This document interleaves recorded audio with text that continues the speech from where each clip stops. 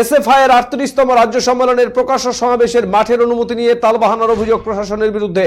প্রকাশ্য সমাবেশের অনুমতি দেওয়া হচ্ছে না, অথচ জেলা প্রশাসন কোনো সদুত্তর দিচ্ছে না। শাসক দলের অঙ্গুলি হেলনে এই সব করা হচ্ছে বলে অভিযোগ জেলা সিপিআইএম সম্পাদকের। পাল্টা তৃণমূলের দাবি, এই মুহূর্তে কোনো মাঠ ফাঁকা নেই। ভারতের ছাত্র ফেডারেশনের 38তম রাজ্য সম্মেলন অনুষ্ঠিত হবে মালদার ইংরেজবাজার শহরে। 22 থেকে 24 তারিখ পর্যন্ত এই সম্মেলন অনুষ্ঠিত হবে।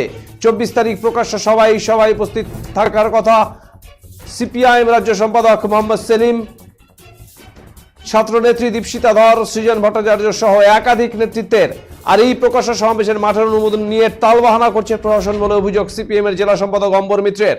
সাংবাদিক বৈঠক করে তিনি অভিযোগ করেন, পুলিশ এবং প্রশাসনকে লিখিতভাবে জানানোর পরে অনুমতি দেওয়া হচ্ছে না।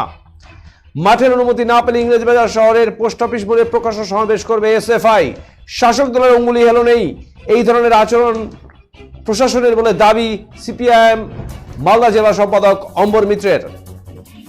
আগামীকাল 22শে জানুয়ারি থেকে 24শে জানুয়ারি পর্যন্ত ভারতের ছাত্র ফেডারেশন এসএফআই তার 38তম রাজ্য সম্মেলন মালদা শহরে অনুষ্ঠিত হবে। এই সম্মেলন উপলক্ষে 600-র বেশি ছাত্র প্রতিনিধি তারা রাজ্যের প্রতিটি জেলার থেকে মালদায় আজ রাত্রি থেকেই ঢুকবেন এবং তাদের থাকা খাওয়ার ব্যবস্থা এই শহরেই করতে হবে আমাদের। এখন আমাদের প্রকাশ্য সভা আগামী 24শে জানুয়ারি অনুষ্ঠিত হবে। সেই মতন আমরা জেলা প্রশাসনকে চিঠি দিয়েছিলাম গত 2রা জানুয়ারি তারিখে। ডিস্ট্রিক্ট ম্যাজিস্ট্রেটের সাথে আমরা দেখা করি, তিনি আমাদের সাথে কথা বলেন এবং লিখিত দিতে বলেন। আমরা তারপরে সেই 2রা জানুয়ারি বিকেলবেলাতেই লিখিত চিঠি আমরা জেলা কালেক্টরেটে পৌঁছে দিয়েছিলাম।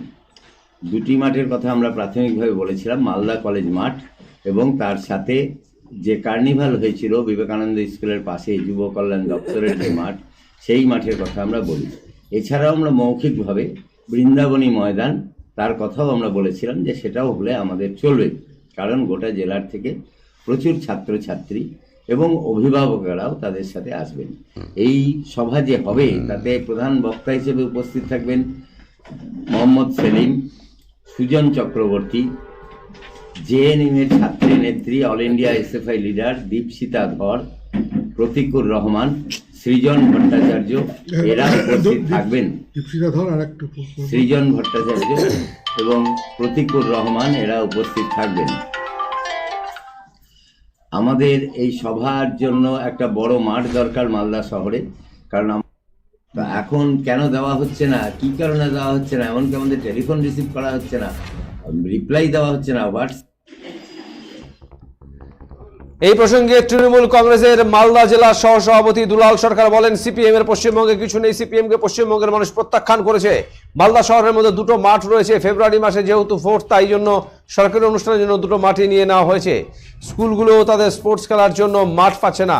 রাজনৈতিকভাবে দলকে আটকানোর জন্য যে রাজনৈতিক দলের জনসমর্থন হারিয়েছে, এটা নিয়ে সরকার চিন্তিত নেই। মাঠ দেওয়া যাচ্ছে না। শহরের পাশাপাশি পুরাতন মালদাতে অনেক মাঠ রয়েছে, সেই মাঠেও রাজনৈতিক সভা করতে পারে। আসলে সিপিএম এসব বিষয় নিয়ে বিতর্ক করছে।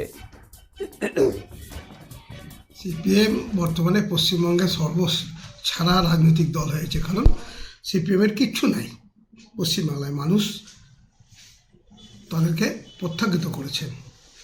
এখন তারা হঠাৎ করে মালদা জেলায় সম্মেলন করবে, কি করবে সে না, কারণ আমরা যা জানি মালদা টাউনের মধ্যে দুটোই মাঠ।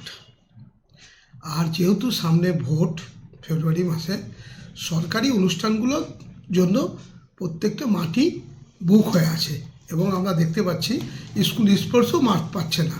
সেই জন্য কোনো রাজনৈতিক দলকে আটকাবার জন্য যে রাজনৈতিক দলের জনসমর্থন হারিয়েছে, এটা দিয়ে সরকারের কোনো চিন্তিত নেই।